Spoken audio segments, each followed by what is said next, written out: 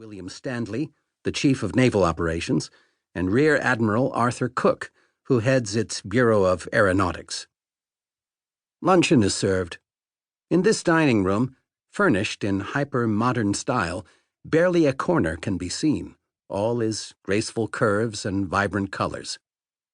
The sleek tables and chairs are made of chromed aluminum tubing, the fittings of futuristic plastic.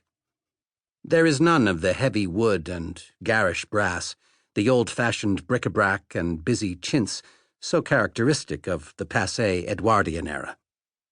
Indian swallow nest soup, cold rind salmon, and potato salad precede the main course of tenderloin steak in goose liver sauce, chateau potatoes, and beans à la princesse, accompanied by a cheeky 1934 Peas Porter Goldtropfchen, a Riesling, followed by a Carmen salad, an iced California melon, washed down with a sparkling Feist Brut, 1928. Strong Turkish coffee, light Austrian pastries, and fine French liqueurs finish off the meal. As the staff clear the tables, the guests walk over to a slanted bank of picture windows running the length of the room. About 600 feet below spreads a delightful panorama of coastal New England in the fall.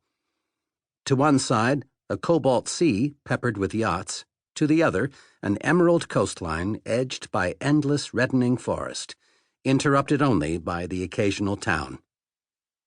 It is a grand view, even for such exalted company.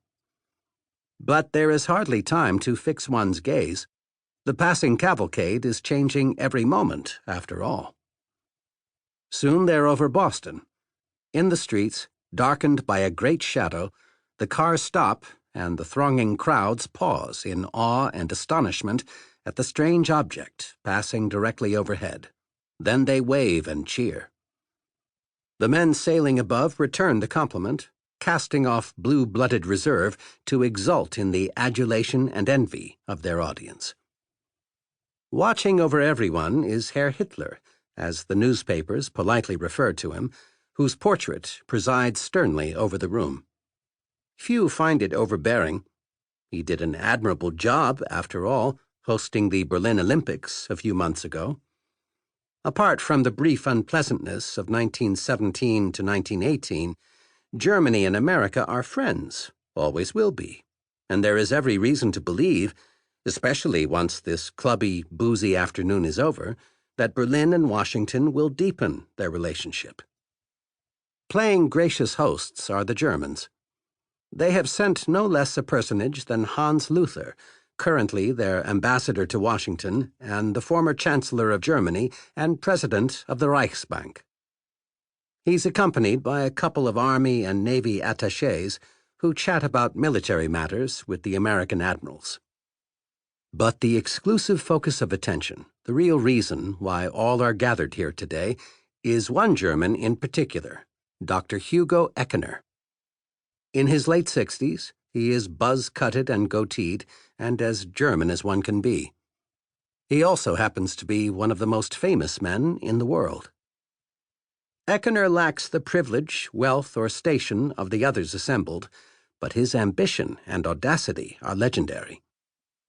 He is the greatest airshipman of all time. With more flying hours under his belt than anyone else, alive or dead, he is master of the airy realm. He is the anointed heir of the father of the airship, Count von Zeppelin, and just as it was Joshua, not Moses, who led the Israelites into the Promised Land, it is Eckener who has surpassed his late mentor's achievements by conceiving the greatest and grandest airship of them all, the most marvelous technological and aeronautical wonder of the age, the very vessel, in fact, in which the Titans are soaring. Hindenburg. The ultimate transoceanic cruiser. Painted a metallic silver to better glint in the sun, the Hindenburg can fly at 84 miles per hour and is capable, or so it is said, of traveling 10,000 miles, enough to go from New York to Berlin and back with a couple of thousand to spare in a single hop. It is beyond safe. Since 1912, Eckener's civilian airships have flown 48